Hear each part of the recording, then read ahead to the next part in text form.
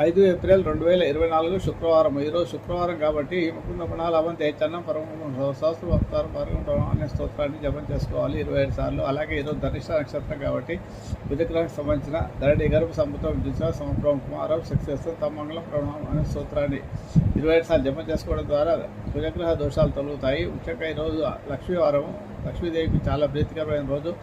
ఈరోజు లక్ష్మీదేవిని ఆరాధించడం వల్ల అధిక శుభ ఫలితాలు లభిస్తాయి. లక్ష్మీ అష్టోత్తరం కానీ కదార స్తోత్రం కానీ లక్ష్మీ అష్టోత్తరనామ స్తోత్రం కానీ జపం చేసుకుంటూ వచ్చి లేకపోయినా మహాదేవత విష్ణుపతి తన్నో లక్ష్మీ ప్రచోదనానికి లక్ష్మీ గాయత్రిని 108 సార్లు జపం చేసుకోవడం ద్వారా కూడా మంచి ఫలితాలు లభిస్తాయి. వ్యాపారస్తులు సాయంకాలంలో వ్యాపార సంస్థలలో లక్ష్మీదేవిని పూజ చేసుకోవడం వల్ల వాళ్ళకి వ్యాపారం నిరంతరంగా పెరుగుతుంది.